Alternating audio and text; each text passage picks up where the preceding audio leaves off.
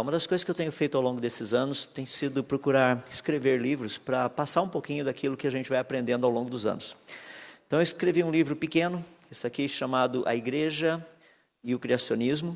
É bem simples, mas é um livro que trata dos 3 tipos de criacionismos que existem. Por exemplo, tem muita gente que não tem noção da diferença entre criacionismo científico, criacionismo religioso e criacionismo bíblico. E é legal a gente saber a diferença, porque quando você conversa ou lá na faculdade, ou conversa com teus amigos no trabalho, ou mesmo em casa, é legal a gente saber fazer essa diferença. O que é criacionismo científico?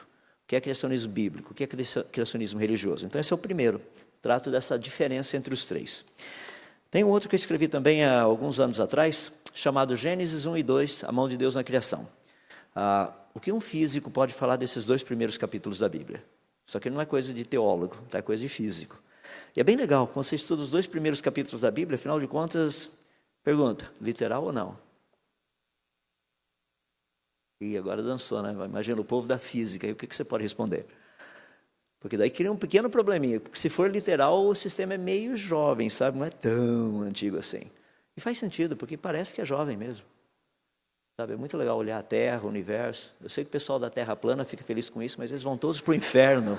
Ou seja, porque Deus diz que a Terra não é plana, caramba. O povo fica inventando coisa aí. Eu sei, de vez em quando eu recebo, mas professor, a Terra é plana. Eu falei, meu amigo, G pequenininho é igual a G grandão vezes a massa do planeta dividido pelo raio ao quadrado. Não entendeu nada, mas de qualquer forma, é só para dizer que a Terra não é plana, ou seja, ela é esférica, de qualquer forma. Então eu trato nesse livro essas questões básicas. Muitas pessoas chegam para mim e falam assim, cara, você não vai acreditar que... Olha a Eva, entende? Essas coisas, eu falei, claro que sim. Mas isso não faz sentido, você é físico. Eu falei, por ser físico que eu acredito que Deus fez a Eva daquele jeito. Olha que legal, Deus pega Adão, faz que é um pesado sono sobre ele, anestesia geral. Daí ele vai, pega, tira uma costela, medula óssea vermelha, célula e tronco para poder clonar. Daí ele pega, fecha o lugar com carne, cirurgia plástica de reparação. Daí ele pega esse material genético, ele pegou e transforma isso numa mulher. Legal, engenharia genética. E começou com o material correto. Tinha que ser primeiro o homem, porque o homem tem X e Y para fazer. A mulher, ele pega XX. Super legal. Então, quando a gente olha as Escrituras, rapaz, é assim que funciona. Então, esse livro aqui é o Gênesis 1 e 2. Eu lancei um outro também um pouco tempo depois, um pouco tempo antes, que é esse aqui. Como tudo começou, esse é o criacionismo científico. Tem mais ou menos umas 200 citações de publicações científicas. Porque a ciência sabe que o universo e a vida foram criados. Isso aqui não tem nada de teologia, tá? Isso aqui é literalmente ciência. Eu tenho até gente que de vez em quando me escreve falando assim, cara, você não colocou nenhum versículo. Eu falei, não, nem precisa.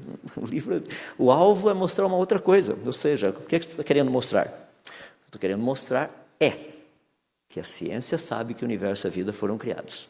Tá? E lancei agora, no finalzinho do ano, esse livro aqui que é para crianças. Isso aqui é bem legal. Se você tem sobrinho, sobrinha, filhinho pequeno, etc. Coisa e tal. Esse é o livro da triste história da evolução. Tá? E foi bem ilustrado, que a minha filha que ilustrou, inclusive, ela fez artes plásticas lá nos Estados Unidos, chegou aqui, fez um trabalho espetacular, e é uma das minhas grafiteiras prediletas aqui no país. Então, bem legal. Agora, o livro foi escrito todo em forma, assim, literalmente de rima. E é bem legal para botar a criançada para pensar. Deixa eu pegar uma só aqui para ler para você. Quando a gente trata com as crianças, porque tem que ser na linguajar deles, tá? Diz assim, ó. Criatura simples não existe. Estou falando de criaturas. Criatura simples não existe. A ciência sabe e nisso insiste. Pé, mão, olho. Nada é simples. Isso é o que se diz. Tem gente que diz que vida evoluiu. Mas isso até hoje ninguém nunca viu. Peixe virando ave é coisa de São Tomé. Pois filho de peixe, peixinho é.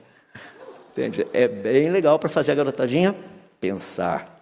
Ou seja, a gente quer que essa turminha já saia literalmente bagunçando o coreto por aí.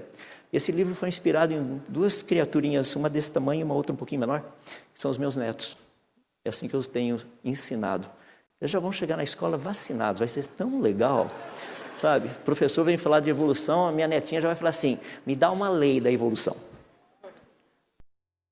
Deixa eu perguntar para você, me dê uma lei da evolução. Você aprendeu alguma?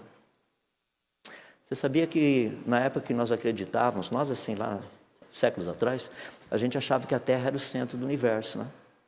E tudo girava em volta da Terra. Nós conhecíamos as variáveis, mas a gente não conseguia descobrir lei nenhuma. Por quê? Porque o modelo estava errado. Me deu uma lei da evolução? Eu imagino que o modelo está errado. Isso é ciência. Bem legal, né? Só para você ir para casa pensando. Eu vou falar um pouquinho a respeito desse livro que eu lancei semana passada. Rapaz, o negócio está até espelhado aqui, nem me avisaram. Que coisa. Deixa eu desespelhar os dois. Esse livro trata do dilúvio, o dilúvio em Gênesis. De novo, do ponto de vista da ciência. Então está quentinho, foi lançado semana passada ali na Consciência Cristã, tá, em Campina Grande. Que é um jeito sobre o dilúvio? Que é legal. Tem muita coisa interessante para a gente parar e pensar. E eu vou falar um pouquinho dele para você ter uma noção. Por exemplo, onde você coloca um dilúvio global? Tá bom, isso é um problema. Não, não é problema. Deixa eu contar um pouquinho antes da gente trabalhar ali, e daí eu já entro para a gente ver um pouquinho do dilúvio. Quer ver que legal? Quando você pega a parte de narrativas do dilúvio, então você procura olhar alguma coisa chamado, que nós chamamos de motivos, que são as ideias principais. Olha que interessante. Dilúvio bíblico, você tem o quê? Noé salvando a sua família e os animais na arca, por causa de uma grande inundação, no caso do dilúvio, causado pela ira de Deus. Então você tem 5 deles. Você sabia que existem pelo menos outras 200 narrativas além da Bíblia? Por exemplo, os aborígenes da Austrália dizem o seguinte, que um dos antepassados deles teria salvo os animais e a família dele num barco por causa de uma grande inundação causada pela ira dos deuses. Os mesmos 5. Existem pelo menos 200 relatos falando exatamente isso. Vou fazer uma perguntinha matemática bem interessante. Qual a probabilidade de 200 culturas terem inventado exatamente a mesma mentira? Rapaz, a coisa é séria, né? E principalmente o povo lá da Austrália, sabe quem foi esse antepassado deles? O nome desse cidadão chamava Noah. Quase deu Noé, não é? Fica à parte, bem pertinho. Então, para a gente ter uma noção, isso é um pouquinho do que eu trato nesse livro, o dilúvio em Gênesis. Eu trouxe esse material, está lá fora, se você depois quiser dar uma olhadinha. Tem a maquininha, tá? Para ajudar um pouco. Então, o que eu queria tratar com vocês, assim, rapidamente, é só darmos uma olhadinha a respeito do dilúvio, porque é uma área tão legal. Para e pensa, se você tivesse que escrever algo para alguém, você não colocaria as coisas mais importantes? Imagina só, o seu último dia de vida vai ser hoje. Estou brincando, tá? Espero que não, mas imagina. O que você faria nas próximas horas? Eu sei que tem muita gente que ia casar, mas além disso, o que mais você faria? O que você faria? Vou fazer isso, fazer aquilo. O que você faria? Se você tivesse que deixar um legado para o futuro e falasse assim, escreva aquilo que você gostaria que as pessoas soubessem. Obviamente, você iria colocar o que de mais importante você queria que as pessoas soubessem. Para e pensa. Deus colocou na sua palavra, na Bíblia, tudo aquilo que é mais importante. E não é fascinante que quando ele trata do dilúvio, ele gasta 4 capítulos falando disso? 4. É porque o negócio é importante. Tem que ser muito importante. E tem muita gente que quando estuda o dilúvio, as pessoas não sabem muito bem como é que funciona, né? Porque a ideia de um dilúvio para nós é assim, o dilúvio, eu já ouvi aquela historinha. Então não faz diferença entre a historinha de Noé, a historinha do Cebolinha, do Cascão, ou do Charlie Brown, todo mundo, é só historinha. Não, Noé foi um cara como eu e você, o cara respirou esse mesmo ar que a gente respira. O cara teve um monte de sonhos, foram todos por água abaixo, é verdade, mas assim, sabe... Ele pensava, ele imaginava, imagina Noé, Deus fala para ele, Noé, constrói um barco. Senhor, para quê? É porque eu farei chover. Senhor, o senhor podia me explicar o que significa chuva? Noé, constrói o barco, deixa que eu cuido do resto. Não tinha chovido ainda. Então, um monte de coisa assim fascinante a respeito. Deixa eu tratar um pouquinho com vocês sobre isso. Vamos tratar com as imagens, porque eu acho bem Legal a gente poder fazer essa proposta. Pergunta bem rapidinho, qual foi a última vez que você leu sobre o dilúvio em Gênesis? Faz tempo, né? Lembra depois que você saiu ali da igreja, depois que você completou 3 anos, provavelmente de lá para cá você não leu muito daquela história lá.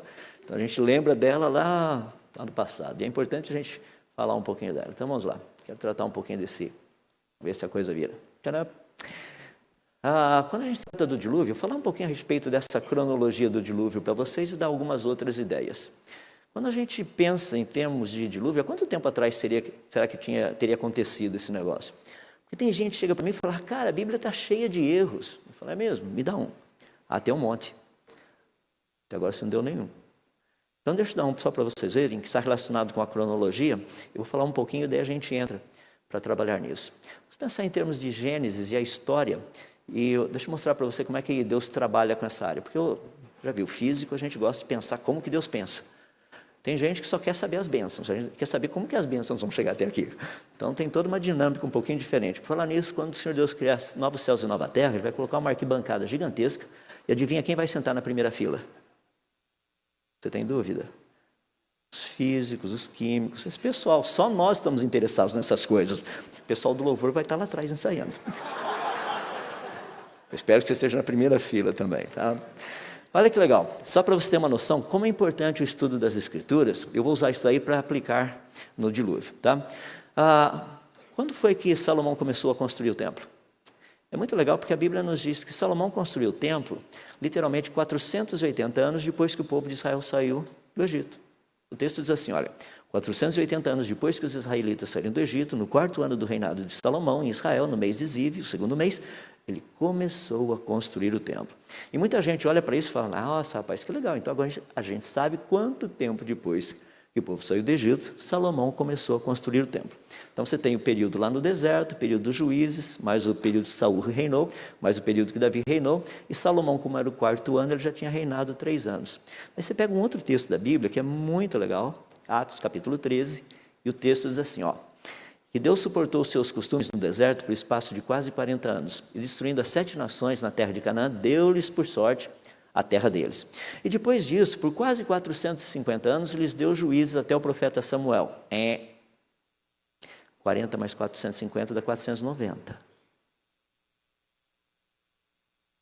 O outro texto diz que 480 anos depois que o povo saiu do Egito. Rapaz, tem que pegar o resto do povo ainda ali. Diz assim, e depois pediram um rei, e Deus lhes deu por 40 anos a Saul, filho de Quis, homem da tribo de Benjamim. Espera aí, 40 no deserto, mais 450, isso dá 490, com mais 40 já deu 530. Quando eu falo isso nas igrejas, os pastores ficam preocupados, trouxemos um herege, olha só. Estava indo tão bem, entende? Começou tão bem, de repente começa a falar essas coisas. Agora vamos parar e pensar um pouquinho. Quanto tempo Davi reinou? Então vamos juntar o pacote todo e fazer Quanto tempo o povo ficou lá no deserto? Está lá no verso, 40 anos. Qual foi o período dos juízes? 450 anos. Quanto tempo Saul reinou? 40 anos. Quanto tempo Davi reinou? Mais 40 anos. Isso se encontra lá em 2 Samuel capítulo 5, verso 3. Aí você pega 1 Reis capítulo 6, e você percebe que Salomão começou a construir o templo no 4º ano do seu reinado. Então ele já tinha reinado 3.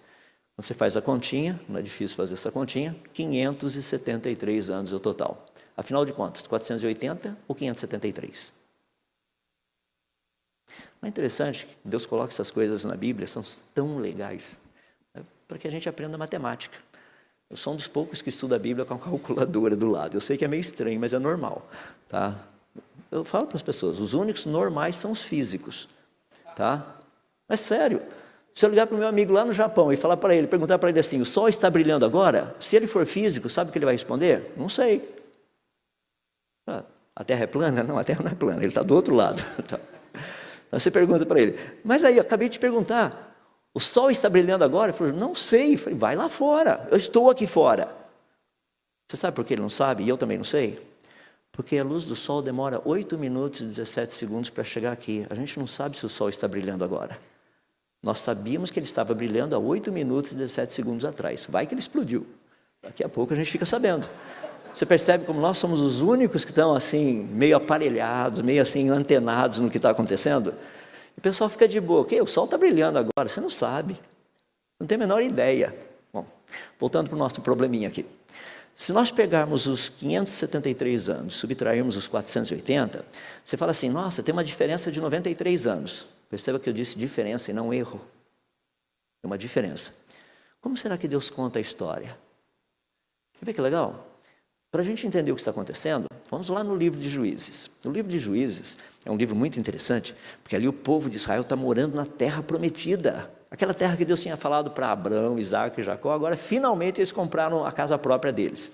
Tá? Estão lá, curtindo, tudo legal, sossegado. Mas é muito interessante, porque o pessoal agora que tem casa própria, sabe o que eles começaram a fazer? Rapaz, eles esqueceram de Deus. Então o povo abandona Deus. Deus fala, dá um jeito nesse povo aí. Daí lá no livro de Juízes, capítulo 3, verso 8, ele manda um cidadão que tem aquele nome fabuloso, Cusã-Risataim. Cusã-Risataim invade a terra, agora o povo morando na terra prometida tem que servir esse cidadão aí.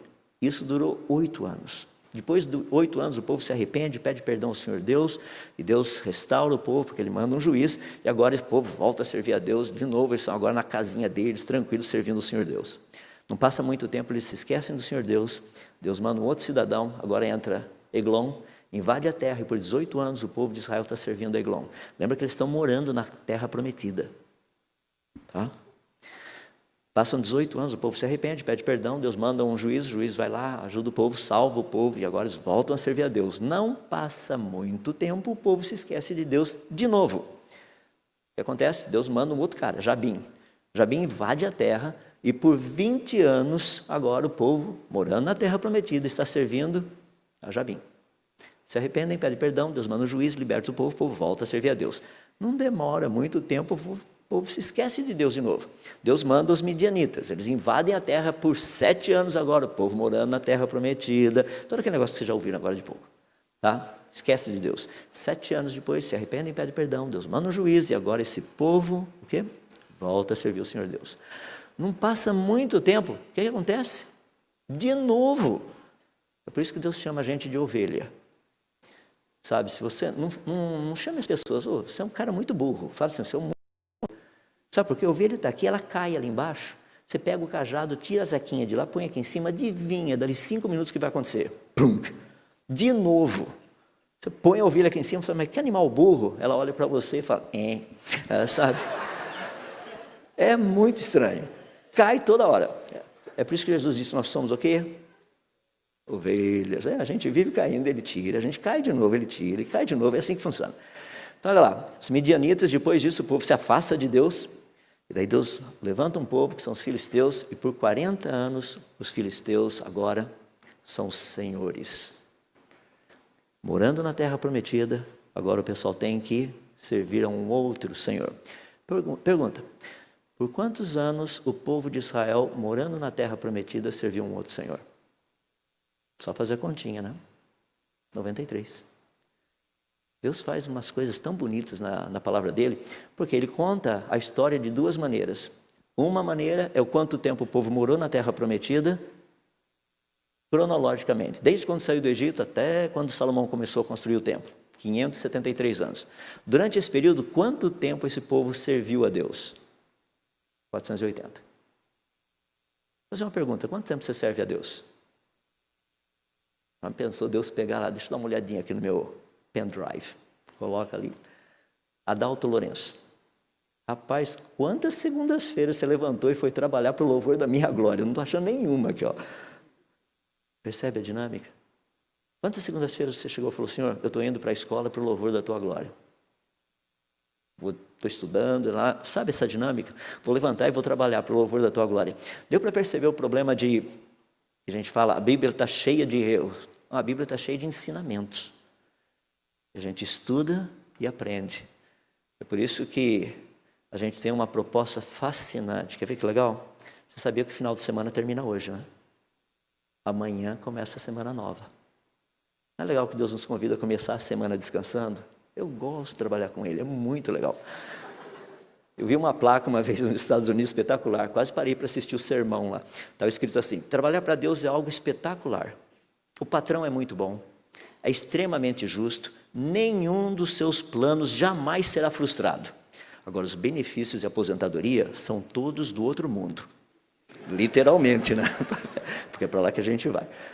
Então, dá para a gente entender um pouquinho a respeito de como Deus trabalha essas questões. Deixa eu colocar algo que é bem legal, então, falar um pouquinho do dilúvio, vou gastar só uns minutinhos aí, dar umas ideias gerais para você. Por exemplo, quando teria ocorrido esse dilúvio que está em Gênesis? Porque a gente lê a Bíblia e não consegue juntar muitas coisas. Tem um pessoal que gosta de fazer continha por aí, então dá uma olhadinha. Segundo o modelo, tem um cidadão ali que é um judeu, o Ben Halafta, tem um outro que é um bispo anglicano, o James Ussher, e tem um pessoal que tem trabalhado em cima disso, colocando essa cronologia um pouquinho melhor. Então, quanto tempo atrás o mundo teria sido criado? Então, segundo o Joseph Ben Halafta, 3.761. Tem um outro ali, no James Ussher, 4.004. E tem um outro ali, atualizado, 3.918. Então, isso é mais ou menos quanto tempo atrás o mundo teria sido criado. Como o dilúvio ocorreu 1.656 anos da criação, você fala, nossa, não sabia. Está na Bíblia, sabe onde está? Na genealogia, por isso que tem continhas, tem números para a gente fazer a continha. Fulano gerou não sei quem, tinha tantos anos quando nasceu. Aí você pega, soma no outro, tinha tantos anos quando gerou o neto. Que legal, então vai somando. Percebe que o dilúvio começou no ano 1656, depois da criação. Então vou colocar só meio rapidinho aí, dá para você ter uma ideia, as datas com respeito ao dilúvio.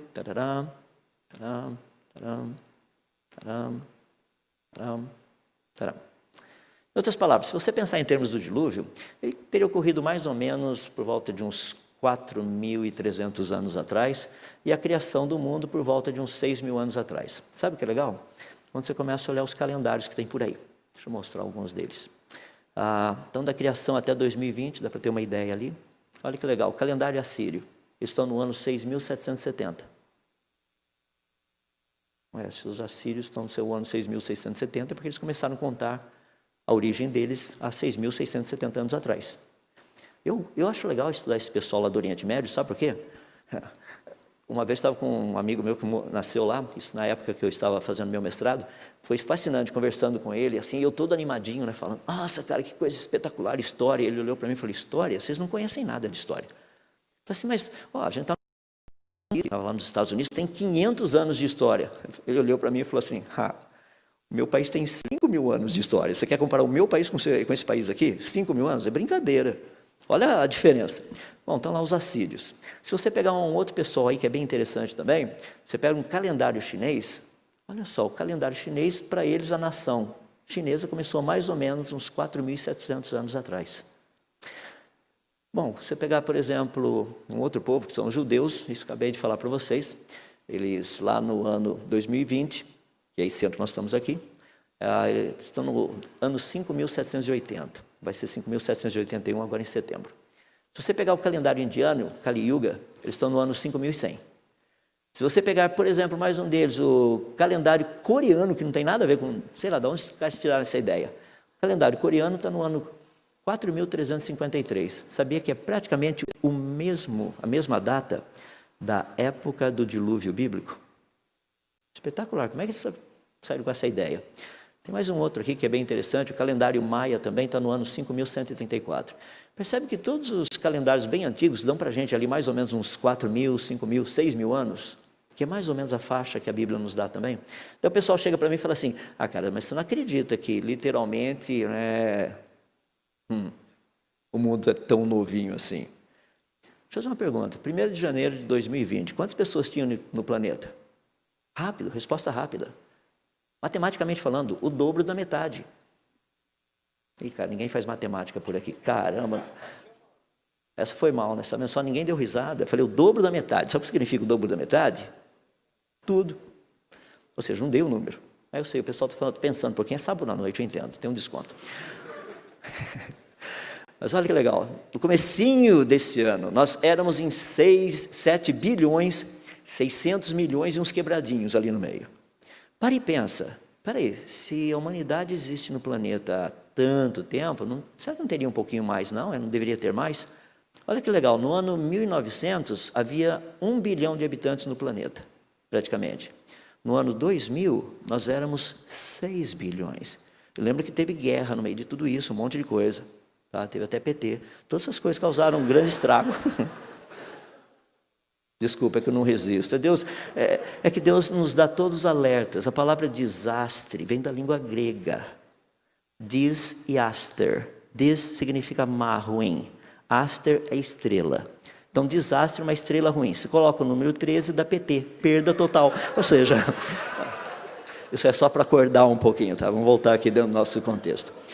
Eu sei que tem um monte de petistas aqui. Vão todos agradar a Deus, saindo dessa posição para honrá-lo e tudo mais. Vamos lá, voltando aqui. Rapaz, o pessoal quer me matar de vez em quando. Fala, não tem problema, não tem problema. Você vê que no céu não tem petista. Você fala, mas como que você sabe? Porque eu leio a Bíblia. Está na Bíblia quem você deve honrar ou não. De qualquer forma. Por que todos os calendários são desse jeito? Por que a humanidade, todas as curvas de crescimento populacional mostram que a humanidade não poderia estar no planeta há mais do que 6.000 anos? Se estivéssemos aqui há mais de 6.000 anos, a quantidade de pessoas no planeta não seria apenas 7 bilhões e quase 700 milhões. Não seria, teria que ser muito mais. Percebe? Então, nós temos muitas coisas trabalhando praticamente juntas. Você pega um relato, por exemplo, esse relato chinês, que é muito interessante, fala do grande dilúvio de Gunyu. É muito legal porque esse dilúvio teria ocorrido entre o ano 2300 e o ano 2200 a.C., que é praticamente a época do dilúvio bíblico. Agora, quando a gente pensa em termos dos chineses, rapaz, é muito estranho isso. Então a gente precisa olhar um pouquinho e ver com detalhe como que está acontecendo, ou por que essas coisas todas estariam acontecendo. Vamos pensar em termos não somente do dilúvio, mas pensar em termos de uma cronologia. Deixa eu mostrar um pouquinho a respeito da cronologia do dilúvio, porque ninguém sabe muito a respeito dele, porque estuda-se pouco. E tem muita coisa legal para aprender. Por exemplo, nós sabemos que o dilúvio, o relato bíblico, ele começa marcando 7 dias antes do dilúvio começar. Isso é no dia 10 do mês 2 do ano 600 da vida de Noé. Ele nos dá uma série de informações ali do que estava acontecendo. Aí você pega no dia 17 do segundo mês do ano 600, começa o dilúvio. E é bem legal porque você pode pegar ali e ver, por exemplo, dia 17, segundo mês do ano 600, começa esse dilúvio. 40 dias depois, acaba o dilúvio. E daí o pessoal acha que Noé saiu da arca. Ainda não. Olha que legal, 150 dias depois que o dilúvio começou, a arca repousa nas montanhas do Ararat. Daí você pega 223 dias depois que o dilúvio começou, começa a aparecer o topo das montanhas. Daí você pega 263 dias depois que o dilúvio começou, Noé abre a janelinha da arca e solta um corvo. Você percebe que a experiência científica não foi bem sucedida. Aí ele espera mais um pouquinho, solta uma pombinha, 270 dias depois que o dilúvio começou. Espera mais 7 dias, solta a pombinha de novo, ela volta com um raminho de oliveira. 277 dias já haviam se passado. Ele solta a pombinha mais uma vez. Depois de 284 dias dentro da arca, a pombinha vai e não volta mais. Ele ainda espera mais um pouquinho de tempo e 313 dias depois que o dilúvio começou, ele remove um pedacinho da cobertura da arca e percebe que o solo está enxuto. E 371 dias depois que o dilúvio começou, finalmente Noé sai da arca. Deixa eu perguntar para ela feminina aqui, porque Noé era casado com a esposa dele, obviamente. Ele tinha 3 filhos e 3 noras. Agora imagina você sendo uma das noras de Noé. 371 dias confinado num barco com a sua sogra. Sentiu o drama, né? Como é que seria legal? Sua sogra põe o vasinho desse jeito, você vai lá, vira o vasinho do outro lado. Eu falo, esse é meu vasinho. 371 dias, tá? Então a gente tem uma noção bem interessante a respeito do dilúvio. Foi um período de tempo grande. Se pegar, por exemplo, falar um pouquinho, o dilúvio teria sido local ou global? Isso é uma outra coisa. Muita gente chega para mim e fala assim, não, o dilúvio foi local. Eu falei, rapaz, deve ser muito interessante Deus mandar um cara construir um barco e colocar pássaros dentro de um barco que vai passar por um dilúvio local. Deve ser fascinante. Já pensou, por quê? Coitados dos passarinhos lá dentro estariam todos deprimidos. Deixa a gente lá fora, a gente voa e vai embora. Se vai ter dilúvio só aqui, a gente vai embora. Imagina Deus mandar construir um barco daquele tamanho. Ou seja, muitas pessoas chegam e falam para mim o seguinte, não, mas para e pensa, ó, Monte Everest, 8.848 metros acima do nível do mar, está lá no Nepal. O Monte Aconcagua, que está praticamente ali na Argentina, 6.900 metros acima do nível do mar. Para inundar essas montanhas, imagina só, não tem como inundar tudo isso. Deixa eu fazer uma pergunta. essas montanhas existiam antes do dilúvio ou elas são resultantes das tectônicas durante o dilúvio? Tem que parar e pensar um pouquinho. Então é bem legal porque a gente vai olhando um pouquinho desse negócio. Deixa eu dar algo que é bem legal para você estudar. Sabia que dá para a gente saber se foi um dilúvio local ou global pelas pombinhas? Fala, hã? Pombinha? É muito interessante. Quanto que uma pomba consegue voar num dia? A resposta é simples, 1.000 quilômetros, de boa. É que a gente está na época da internet, você não usa mais pombo-correio, como foi durante a Primeira Guerra Mundial. Tinha que mandar o pombinho. Agora vamos pegar, por exemplo, Noé soltou o pombinho, ele foi e não achou lugar para pousar. Rapaz, daí como é que fica?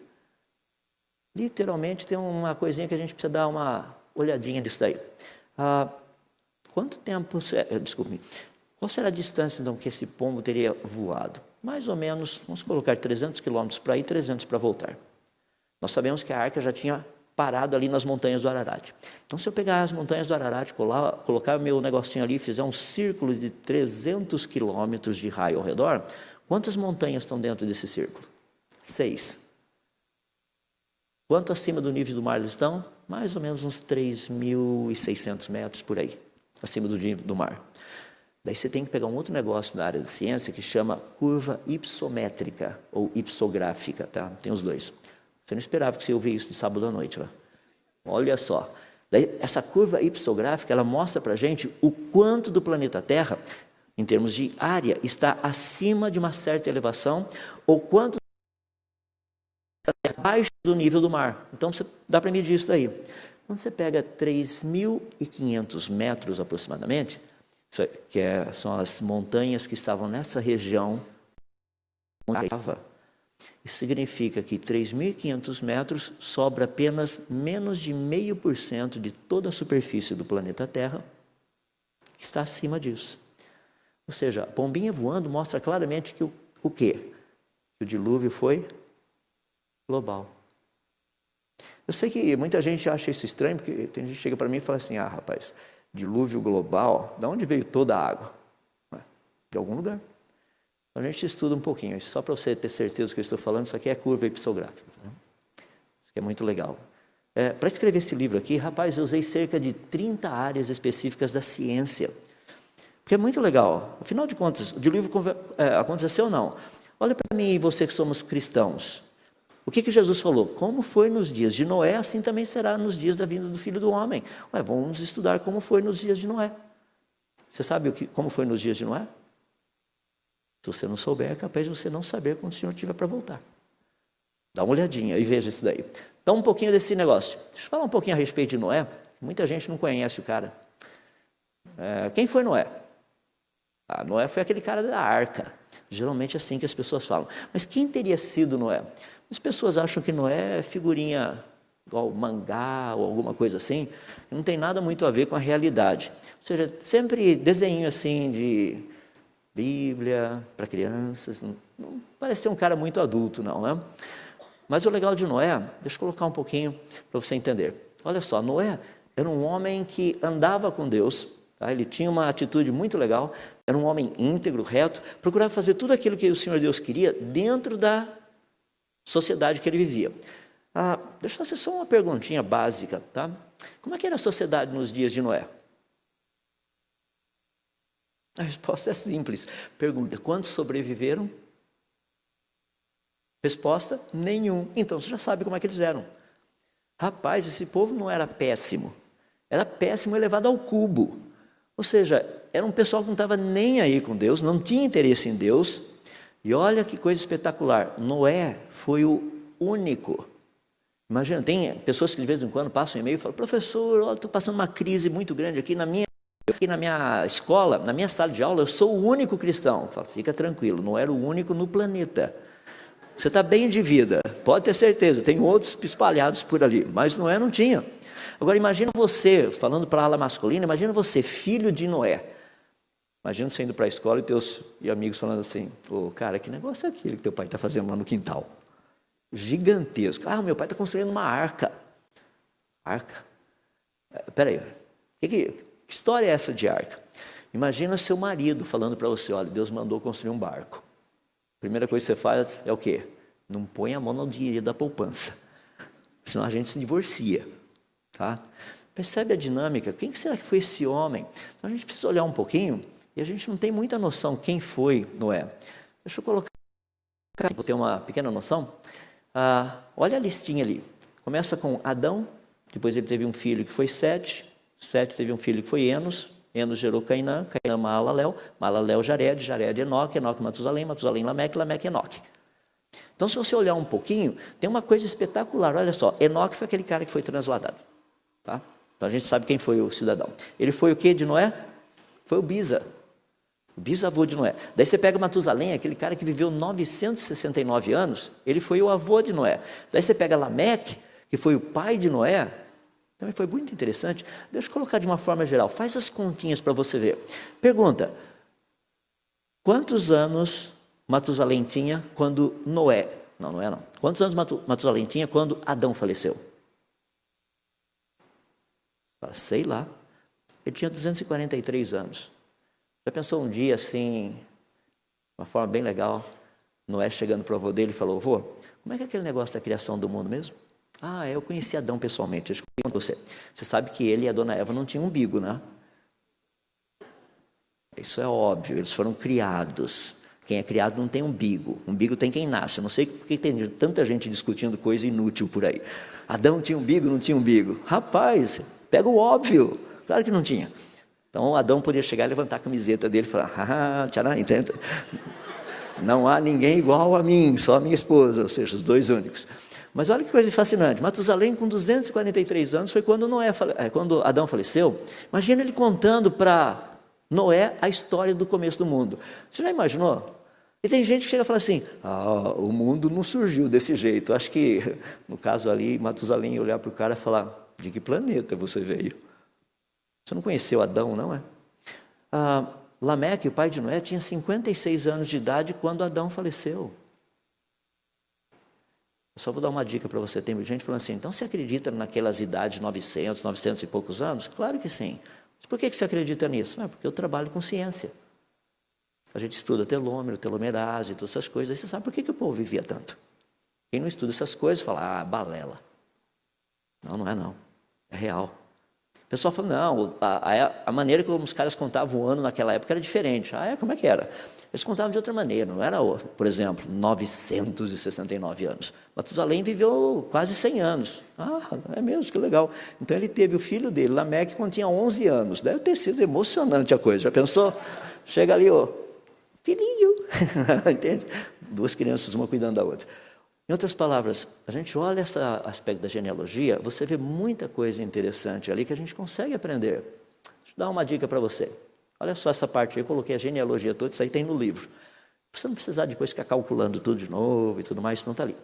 É bem interessante porque, olha lá o dilúvio. Estou pegando esse pontinho, até para ver ali, tá onde está a flecha, o dilúvio. Vai seguindo depois do dilúvio, vai nascendo o neto de Noé, bisneto, chega lá embaixo, tem morte de Peleg, Torre de Babel, e continua, chega lá do outro lado, você já percebeu que ainda sem o filho de Noé não apareceu a morte dele? Dá uma olhadinha desse lado aqui. Na coluna desse lado, no ano 2158, depois da criação, foi quando Sem, filho de Noé, faleceu. Mas sabe o que é interessante? Quando Sem faleceu, Isaac tinha 50 anos. Já pensou que coisa espetacular, Isaac indo conversar com Sem? Isaac chega e fala assim, ô Tata, que é o tataravô. Como é que foi aquele negócio lá do dilúvio mesmo? Meu tataraneto. Eu tinha 98 anos quando aquele negócio aconteceu. Você sabe que, inclusive, meu avô, que eu conversei com ele, Matusa, rapaz, ele contou um pouquinho de que ele conheceu Adão pessoalmente. E não tinha umbigo. Sabe, aquela conversa super legal. Percebe como a história chegou até a gente? É por isso. Chegou uma história bem real, do jeito que ela é. É que muitas pessoas têm dificuldade de olhar um pouquinho essas verdades. Inclusive, a Bíblia nos dá todos esses detalhes para quê? Para que nós possamos entender como que a história chegou até aqui. Mas se você não ler o livro de Gênesis dessa maneira, fica um pouquinho complicado. Por exemplo, quando a gente constrói a arca, falando a respeito da construção da arca, muitas pessoas chegam para mim e falam, mas não dá para fazer um negócio daquele tamanho. Claro que dá. Quando a gente estuda um pouquinho a parte de engenharia naval, que é uma área muito legal, você aprende um pouquinho a respeito dos barcos, aí só para ter uma noção de como funciona a coisa, e mais especificamente dá para a gente saber os 6 graus de liberdade que esse barco tem. Tá? Então tem ali, você constrói super petroleiros lá na Tailândia, sabe e conhece esse negócio muito bem, porque tem software para testar esse negócio. Daí a gente manda para o povo lá e fala, você poderia testar esse negocinho para a gente? Tem 300 côvados de comprimento, 50 de largura e 30 de altura. Você vê se afunda. Coloca uma super tempestade e vamos ver o que acontece. É que tem uns amigos que fazem isso, daí depois o pessoal manda para a gente e fala, cara, o negócio não afunda, o que é isso? Ah, que legal, isso aí é para a gente fazer coisas para transportar negócio para lá e para cá. A gente só queria ter certeza que não afunda. Não, não afunda não, vai tranquilo. Rapaz, essas medidas que vocês têm são malucos. De onde vocês tiraram isso? É que a gente tem um gênio por aqui que faz esses cálculos todos desse tamanho de ar, tamanho de barco, sabe? O cara entende de tudo isso. É mesmo? Será que ele pode trabalhar aqui com a gente? Não sei, pergunta para ele. Talvez ele vá. Estou falando de Deus. Porque foi o Senhor Deus quem mandou tudo isso daí para Noé. Então nós temos uma arca espetacular. O negócio não afunda. A maior parte dos navios não chegam nem perto da arca. Quando a gente pega também o tamanho da arca, só para ter uma ideia, lembra que ela nos é dada em côvados? Aqui tem um pouquinho de alguns côvados, tá? Tem na Suméria, na Síria, no Egito, Israel, na Grécia, Roma. Você se percebeu como a maior parte dos povos não perdeu o costume, como nós brasileiros também. Dá uma olhadinha, por exemplo, ali no Egito, tem 2 côvados, tem o maior e o menor. Né? Quando você pagava o imposto de renda era no maior, 52,3. Quando vinha a restituição era no menorzinho, 46,3. Não mudou muita coisa de lá para cá. Para a gente pegar um cálculo para ver o tamanho da arca, seria interessante a gente pegar aquele côvado do Egito. Por quê? Porque é literalmente onde Moisés cresceu.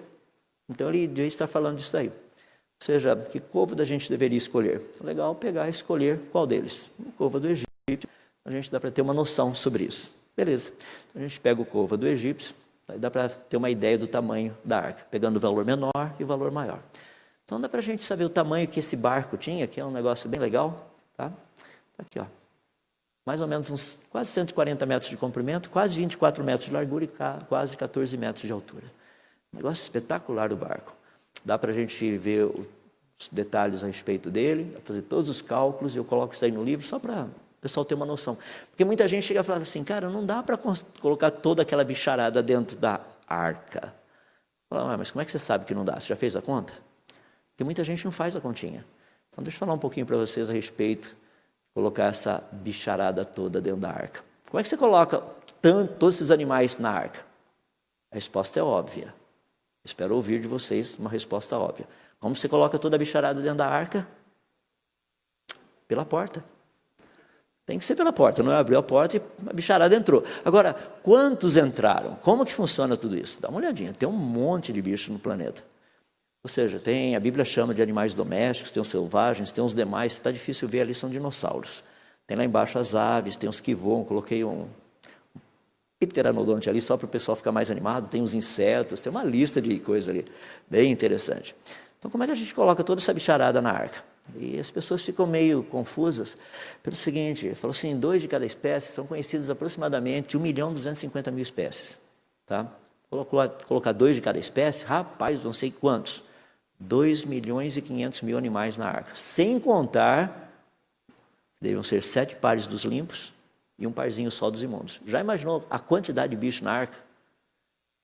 Noé tinha que falar assim, com licença, um pouquinho mais para cá, mais para cá. Não foi assim. É que nós não temos parado para pensar um pouquinho. Quer ver?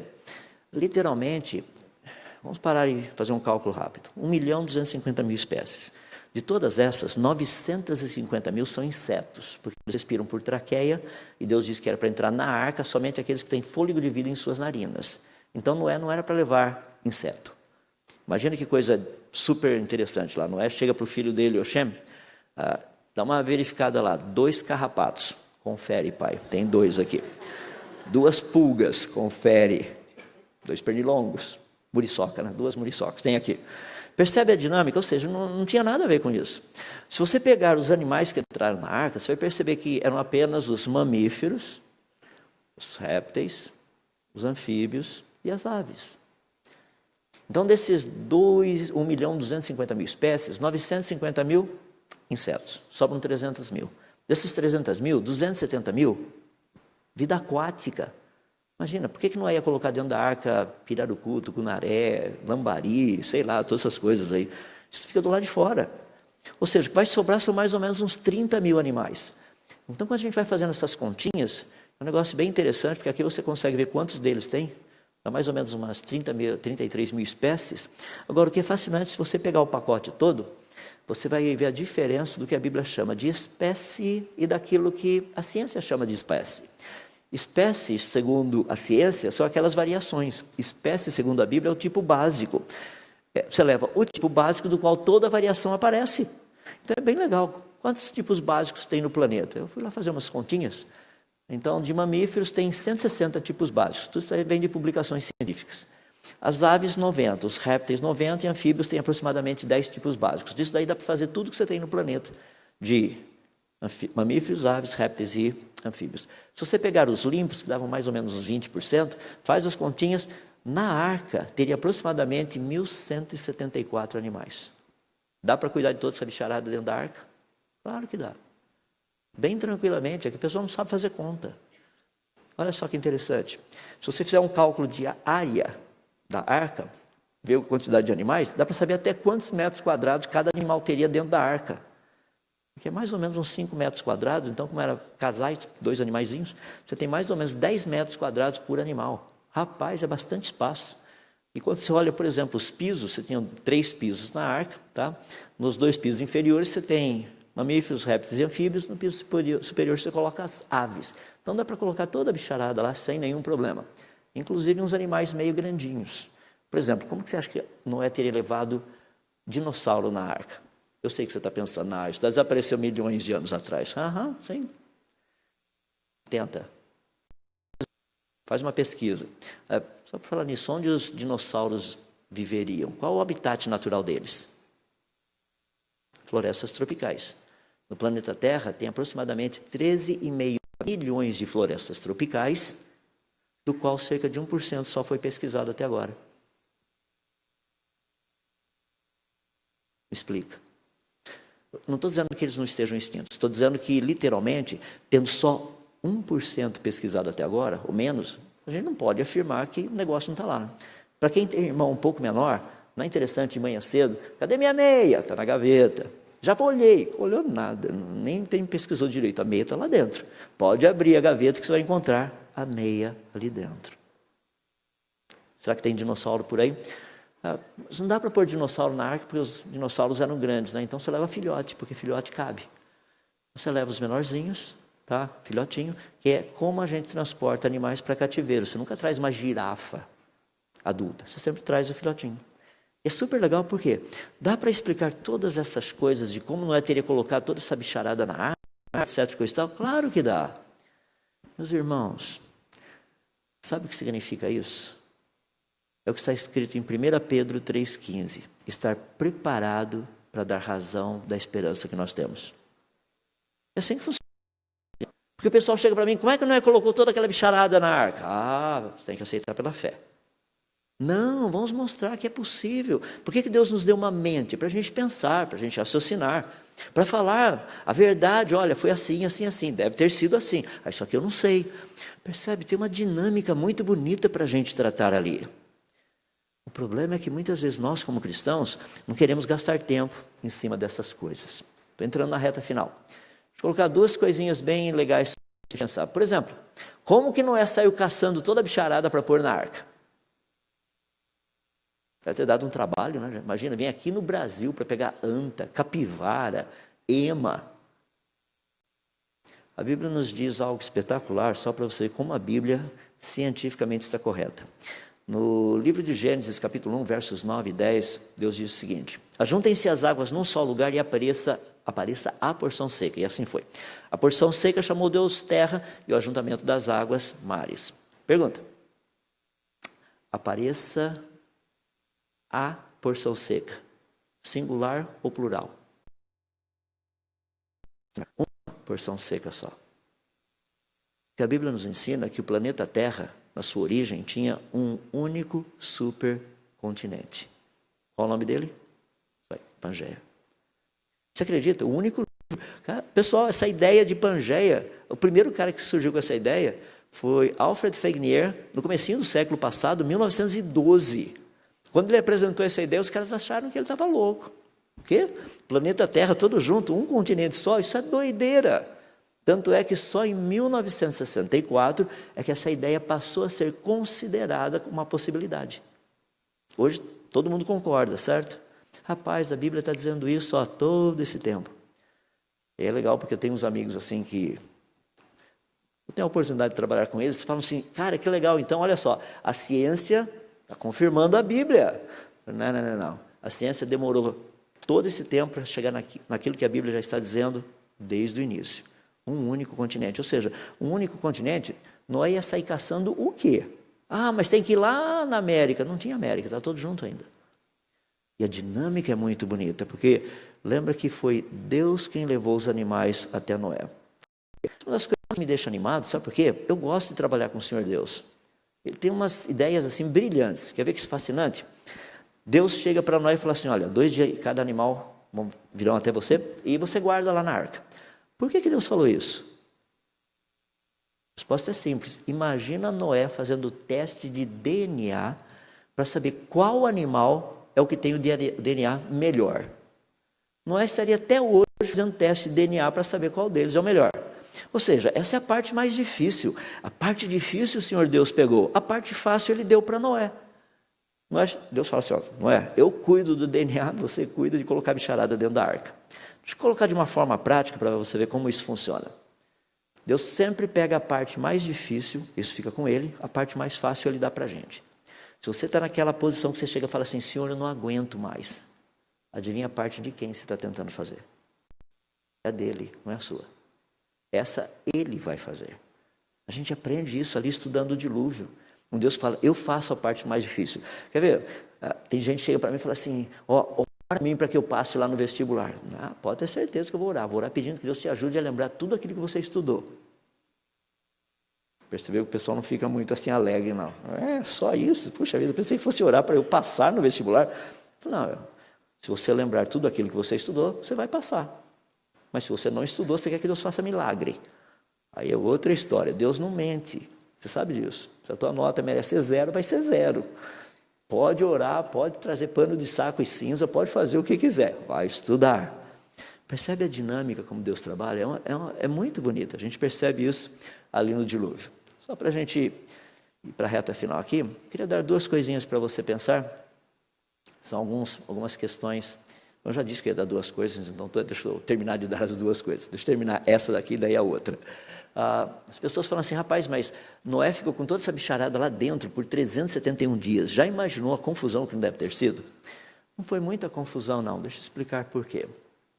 Quando a gente olha alguns detalhes, você vai perceber que 15 côvados da arca estavam dentro d'água. Isso significa que os 2 pisos inferiores estavam embaixo d'água. Isso significa algo muito interessante, porque a temperatura dos oceanos, nesses 20 metros, ali, por ali assim, até 20 metros, é de mais ou menos 17 graus Celsius. Lembra que a arca não tinha sistema de aquecimento central. Tá? Então, a temperatura nos pisos inferiores era praticamente a temperatura ali do lado de fora dos oceanos. Sabe o que é fascinante?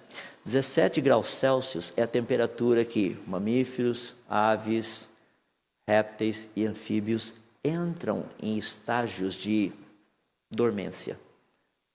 A gente chama de torpor, brumação. Sabe, a bicharadinha, sabe quando vai ficando escurinho, o friozinho vai batendo, mais ou menos como eu estou vendo alguns de vocês assim, você vê o preletor lá longe, ele vai e volta, né? Isso a gente chama de torpor. Então, esses animais estavam ali na arca, de boa, dormindo. Esses processos de torpor, hibernação e coisas desse jeito. Agora, é fascinante quando a gente olha para isso. Sabe por quê? Eu não sei você, mas eu tenho muitos amigos que gostam de questionar essas coisas. Eu gosto também de responder a eles. Mas, nossa, sabe, não dá aquelas respostas bobas que a gente dá, sabe? Precisa crer, senão você vai para o inferno. Não, falar a verdade, falar, eu não sei, mas eu vou procurar saber, eu vou comprar o livro do Adalto, daí você vai ver, eu vou responder tudo que você sabe aí, sem problemas. É muito legal a gente poder falar para essas pessoas, ter capacidade de dizer a eles essas coisas, percebe? Só que muitas vezes nós, como cristãos, não queremos chegar nesse ponto, de aprender, de falar, porque isso, agora desculpa ser bem reto e direto, sabe? Mostrar ignorância é aquilo que Satanás mais quer. Ele quer que a gente mostre ignorância para o mundo. Nós somos assim, sabe, o pessoal vai olhar para a gente e falar, vocês são aqueles que acreditam no dilúvio, né? A gente acredita assim. É mesmo, vocês acreditam no dilúvio? Claro que a gente acredita. De onde veio toda a água mesmo? Veio de algum lugar, né? E para onde essa água foi? Não sei, deve ter ido para algum lugar, mas é fé, sabe, esse negócio é fé. E você precisa ter fé. Porque sem fé é impossível agradar a Deus. Olha só, se usa até versículo bíblico que fala besteira. Ou seja, tem que aprender de onde veio a água, para onde foi a água. Percebe a dinâmica? Deus nos convida a estudarmos isso, aprendermos isso, sabe? Eu gosto quando acontecem umas coisas muito interessantes assim. Deixa eu dar um exemplo relacionado com o que eu estou falando aqui, mas a ideia de conhecimento. Há uns anos atrás, eu estava falando numa igreja, veio um garoto de 10 anos e falou assim, o que o senhor acha da segunda lei da termodinâmica? Eu acho muito legal, deixa eu explicar a segunda lei da termodinâmica. Ele falou assim, não, eu sei. Eu falei, então você me explica a segunda lei da termodinâmica. E não é que ele explicou certinho. Eu falei assim, como é que se aplica a segunda lei da termodinâmica dentro dessa palestra que eu acabei de dar aqui, sobre a origem do universo e tudo mais? Ele ficou pensando, falou, eu não sei. Então, eu falei, isso eu sei, então deixa eu te ajudar. Que legal. Olha, a segunda lei da termodinâmica funciona assim. Expliquei para ele direitinho, sabe? Ele entendeu, falou, repete para ele agora, certinho. A lei faz. Na semana seguinte foi um negócio maluco. E um professor lá que ligou para o pastor, falou, o moleque aí está causando um pouco de problema para a gente com a segunda lei da termodinâmica. Imagina uma classe, toda garotadinha de 10 aninhos e o cidadão ali, dinâmico, o professor falando, dando aula, falando a respeito da origem do universo, Big Bang, blá blá blá, e o menino falando, não funciona, professor. Mas como? A segunda lei da termodinâmica. 10 aninhos. Uma outra situação bem interessante, eu estava dando palestras lá em São Paulo, isso em 2002, e numa igreja de periferia, eles tinham acabado de descobrir um planeta anão chamado Quaoar. Isso foi em outubro de 2002. Eu estava nessa igreja de periferia, tinha só quase criança lá, um montão delas. Eu até brinquei com a garotada, falei, super legal, os cientistas acabaram de descobrir um planeta anão chamado Qual ar? Quer ver que legal? É fácil lembrar o nome. Pergunta para o teu amiguinho do lado, qual ar você respira? Todo mundo, qual ar, qual ar? Todo mundo lembrou do nome. Foi fascinante, sabe por quê? Na segunda-feira de manhã chega um desses meninos lá da igreja, está lá naquela, você sabe, escola de periferia, ele entra lá e de repente começa a falar, professora, o senhor sabia que descobriram um planeta não? Planeta não. Tá. Então vamos para a aula. Não, professor, esse final de semana teve um cientista lá na minha igreja. Cientista na igreja. Bom. Vamos para a aula. Não, professor, é verdade. O cientista disse que descobriram um planeta não chamado Quaoar. Fazendo uma longa história curta, naquela segunda-feira à noite, o Jornal Nacional disse que os cientistas haviam descoberto um planeta não chamado Quaoar. Na semana seguinte, essa professora foi lá na igreja para saber que igreja é essa que sabe da notícia antes do Jornal Nacional. Meus irmãos, isso é cristianismo. A gente na frente. O mundo tendo que correr atrás da gente. Essa é a parte bonita. Só para concluir, deixa eu dar as ideias então, e a gente termina por aqui. Você vai saber de onde veio toda a água e para onde foi toda essa água. Tá? Pergunta, de onde veio toda essa água? De algum lugar, né? Então, deixa eu dar algumas ideias bem rapidinhas para você. Quando nós estudamos o planeta Terra, nós descobrimos algumas coisas assim, extremamente interessantes. Tá? Uma delas é que, algo fascinante, é que no planeta Terra, no nosso subsolo, nós já tivemos uma quantidade absurda de água. Por exemplo, os russos fizeram um trabalho muito espetacular, aquele ali do lado, um poço super profundo. Rapaz, os caras, olha só, perfuraram um poço de 12 quilômetros, 12 quilômetros e 200 metros de profundidade. Adivinha o que os caras descobriram lá embaixo? Vodka. Tinha vodka de montão lá. Eles não descobriram vodka, tinha água. Acharam água lá embaixo. O problema é que lá embaixo a rocha está tão compactada que não dá para a água daqui de cima chegar lá embaixo. Não tem como. Na Alemanha também, os caras cavaram um poço de 9.100 metros. O que eles descobriram lá embaixo? Você já sabe, né? Cerveja. Mas de qualquer forma, não, descobriram água de novo. Água lá embaixo, como é que pode isso? Ou seja, nós sabemos que o planeta Terra já tem uma quantidade absurda de água lá embaixo, um oceano inteiro. Aqui no Brasil, na cidade de Juína, no Mato Grosso, foi descoberto esse pequeno diamante. Está vendo do lado esquerdo um negócio meio branquinho dentro do diamante? Isso é água cristalizada, é pressão. 1,5% desse diamante é água. Os cientistas sabem que no passado o planeta Terra teve um grande reservatório de água lá embaixo. O negócio é que esse reservatório de água não está mais lá. Então a gente tem pesquisado o que aconteceu com essa água. Por quê? A Bíblia nos diz que, literalmente, jorraram as fontes do grande abismo. Tá? Um monte de água vindo de baixo. E a água veio de cima. O pessoal fala, não, choveu. E choveu nada. Chuva foi o resultado desse processo de água vindo de baixo, com portas dos céus abertas e água caindo. É muito legal, porque quando a gente estuda isso, está pensando em algumas coisas mais ou menos assim, sabe? Tipo erupção vulcânica, o mais parecido. Só tentar ilustrar para você. Muitas pessoas, quando pensam no dilúvio, assim, as nuvens começaram a aparecer e a chuva foi chegando. E agora o que a gente faz? Sentiu o drama, né? Não, o negócio foi assim, ó. Um negócio, estoura coisa aqui, estoura coisa ali. Todo mundo está bem, né? Legal. Rapaz, cada uma dessas fontes do grande abismo era como se fosse uma erupção vulcânica do vulcão Krakatoa, que entrou em erupção em 1800 e bolinha. Para você ter uma ideia, o barulho da erupção foi tão forte, mas tão alto, em termos de decibéis, que a 4.000 quilômetros foi ouvido. O pessoal falou, não tem uma nuvem no céu, que barulho foi esse? Krakatoa.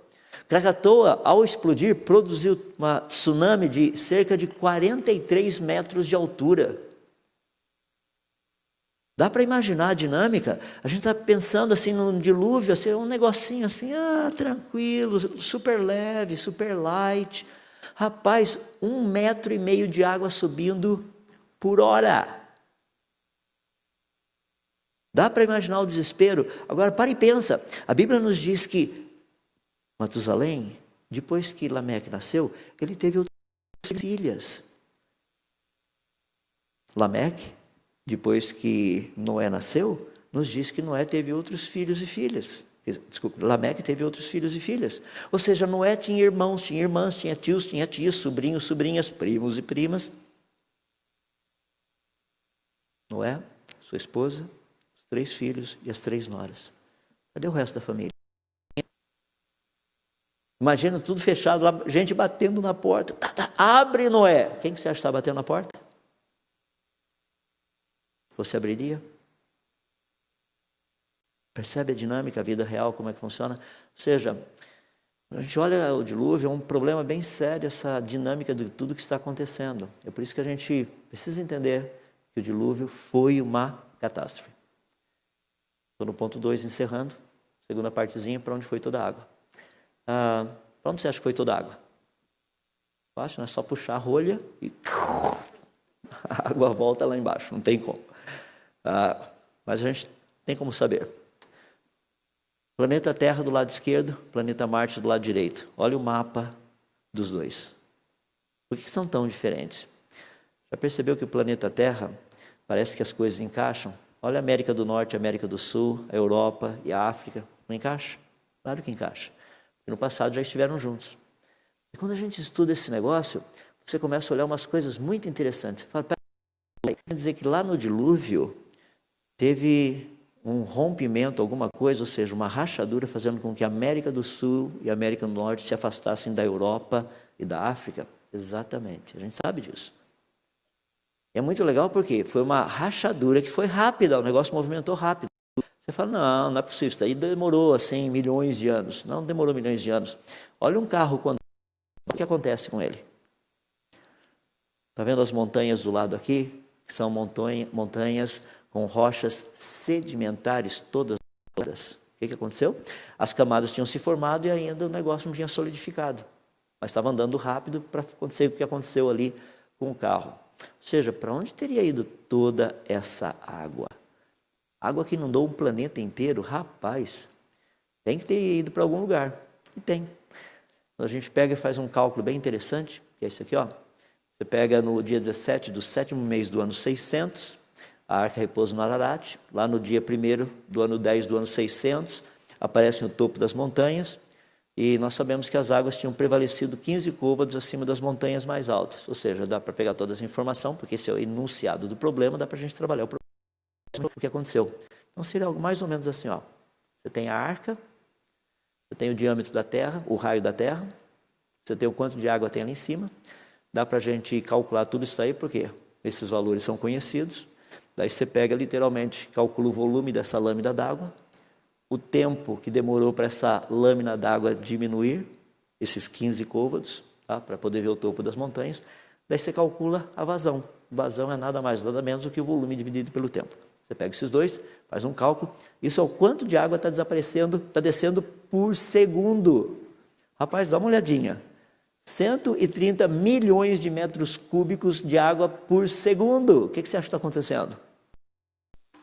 Quando você pega, por exemplo, toda a quantidade de água que o oceano recebe dos rios, igual o rio Amazonas são 200 mil metros cúbicos por segundo. Se juntar todos os rios do planeta Terra, daria um pouquinho mais de 1.180 metros cúbicos por segundo. Sabe o que está acontecendo? América do Sul, vindo para cá, África e um oceano que está nascendo no meio de tudo isso. A gente vai estudando, vai fazendo os cálculos, você percebe que a água foi para lá. É por isso que é legal. Então, toda vez que você entrar ali no Oceano Atlântico, você pode chegar e falar assim, que legal, né? Quanta gente já não morreu aqui, né? Olha só, uma humanidade toda, lá na época do dilúvio, sentiu o drama. Pessoal, é uma coisa super bonita quando a gente olha esses detalhes. Mas como que a gente sabe que tudo isso está certo?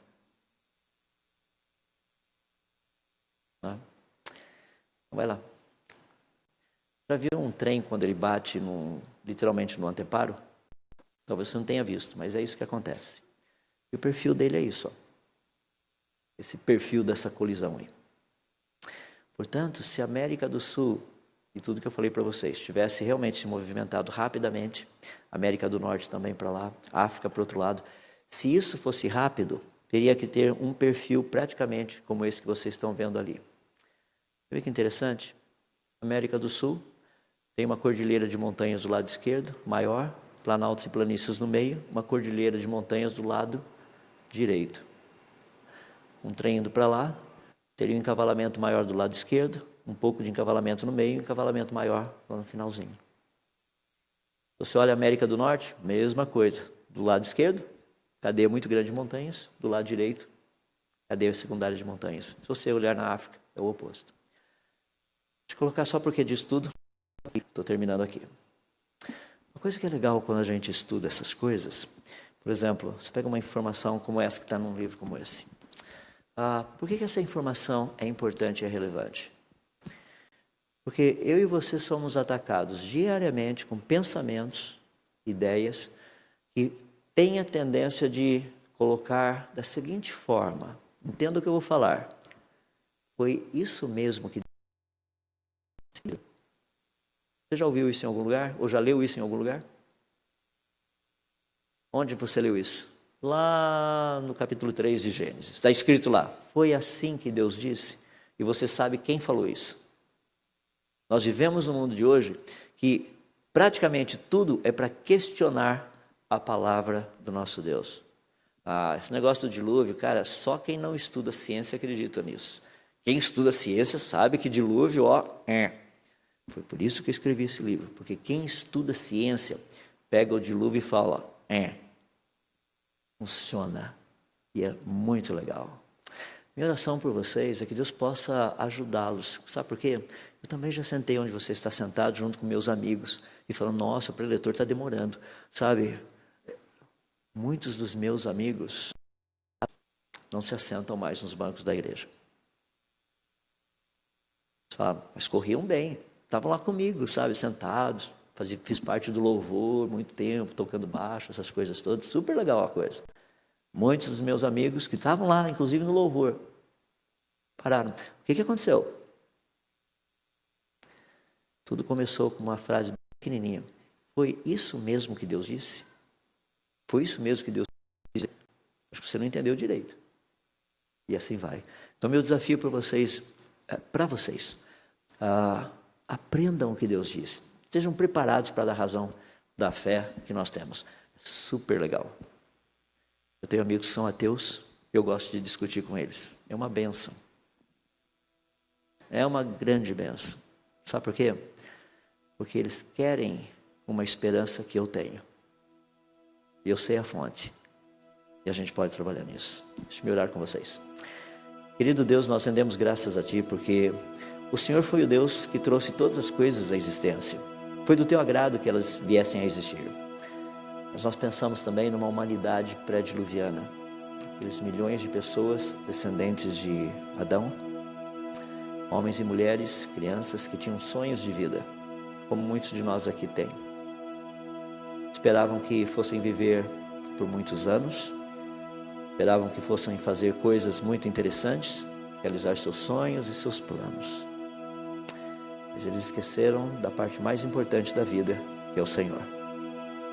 Eles viveram para si mesmos, buscando os seus próprios interesses, as próprias razões para existir. E nós somos relembrados pelo Senhor de uma forma tão bonita, que eles pereceram. Senhor, ajuda-nos a sermos diferentes. Eles simplesmente ouviram aquilo que Satanás falou para Eva. Foi assim que Deus disse. E eles preferiram andar nesse foi assim que Deus disse pelo resto das suas vidas, abandonando o Deus verdadeiro, aquele que é tudo aquilo que nós sempre quisemos ter, aquele que supre todas as nossas necessidades. Senhor Deus, ajuda-nos a ser serventes deles. A lição de Noé, um homem íntegro, reto, que temia o Senhor, que andava nos seus caminhos, é um exemplo para nós. Possamos viver a cada dia agradando ao Senhor. Ajuda-nos, eu te peço. Tem misericórdia de nós. O Senhor sabe como eu e os meus irmãos que aqui estão presentes, o quão fácil é nos afastarmos do Senhor. O quão fácil é nós simplesmente buscarmos os nossos próprios caminhos, os nossos próprios interesses. Senhor, ouve a nossa oração. Tem misericórdia. Nós clamamos a Ti porque o Senhor é poderoso para fazer infinitamente mais do que tudo aquilo que nós podemos pedir ou pensar. Se o Senhor não agir na nossa vida, nós seremos exatamente como os homens e mulheres, jovens e crianças nos dias de Noé. Ajuda-nos.